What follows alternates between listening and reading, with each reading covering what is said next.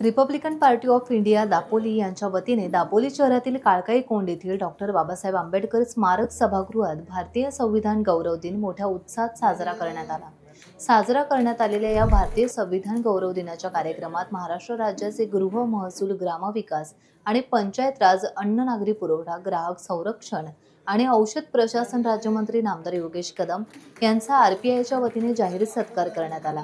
या सत्काराला उत्तर देताना नामदार योगेश कदम यांनी संविधानाचे महत्त्व विशद करताना डॉक्टर बाबासाहेब आंबेडकर यांनी लिहिलेल्या याच संविधानामुळे मी लोकप्रतिनिधी असल्याची आपल्याला जाणीव असल्याचं सांगत डॉक्टर बाबासाहेब आंबेडकर यांच्या प्रति कृतज्ञता व्यक्त केली। मी आपलं मनापासून आभार मानतो आणि अर्थातच मागील झालेल्या विधानसभेच्या निवडणुकीमध्ये आपण सर्वांनी जे माझ्या पाठीशी खंबीरपणे उभे राहिलात मी त्याकरता देखील पुन्हा एकदा आपल्या सर्वांचे मी खरोखर मनापासून आभार मानतो। आपल्या सर्वांच्या आशीर्वादाने या दापोली मतदारसंघाला 50 वर्षानंतर हे राज्य मंत्रिपद मिळालेलं आहे। 50 वर्ष आपण सर्वांनी सहकार्य केलं, आपण सर्वांनी आपल्या पाठीशी उभी केली म्हणून हे शक्य झालं। शिवसेनेला आपण त्याला तिथे उघडपणे आपण पाठिंबा दिला आणि आपल्यामध्ये जे काही वादविवाद होते आपण सर्व तिथे विसरलो आणि मागचा सगळा इतिहास आपण मागे ठेवून आपण नव्याने आपण सुरुवात केली। नक्कीच ही नव्याने सुरुवात करत असताना आता स्थानिक स्वराज्य संस्थांच्या निवडणुका आहेत।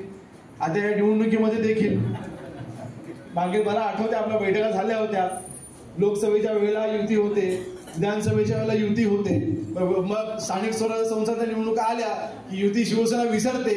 अशा पद्धतीचं तिथे आपलं काही म्हणणं चुकीचं नव्हतं, परंतु नक्कीच या वर्षी आता निवडणुका काही दिवसांमध्ये कदाचित सुप्रीम कोर्टाचे निकाल आरक्षणाच्या बाबतीत वगैरे काही आहेत, 28 तारखेला सुनावणी आहे। मागच्या लोकसभेच्या निवडणुकीमध्ये भारताचं संविधान धोक्यामध्ये आले म्हणून प्रचार करत होते हेच लोकप्रतिनिधी। ही दुटप्पी भूमिका कशासाठी? आपलं संविधान वाचलं पाहिजे। बाबासाहेबांनी आपल्या दिलेल्या संविधानामुळे आज भारतामधला प्रत्येक धर्माचा प्रत्येक प्रतिनिधी स्वतःच्या धर्माचा प्रचार हा खुलेपणाने करू शकतो, पण त्या धर्मावर जर का कोणी आघात आणण्याचा प्रयत्न करत असेल तर ह्याच संविधानाने ताकद दिलेली आहे, त्याला मुळापासून उघडून करायची ताकद ह्याच संविधानाने दिलेली आहे ना। हे संविधान ज्या पद्धतीने तयार करण्यात आले आपल्या भारत देशाला एक ठेवण्याचं काम करतं। या संविधानामुळे आमचं जे तरुण लोकप्रतिनिधी म्हणून तयार होतात, ह्या संविधानामुळे आज लोकप्रतिनिधी म्हणून आम्ही जनसेवा करू शकतो हे आपण कोणीही विसरता कामा नये। मला वाटतं आजचा संविधान दिन साजरा करत असताना हे विचार आपण प्रत्येक व्यक्तीपर्यंत पोहोचले पाहिजे आणि मला वाटतं हा संविधान दिन आपण आज साजरा करतोय। या संविधान दिनाच्या निमित्ताने मी आपल्या सर्वांना मनापासून शुभेच्छा देतो।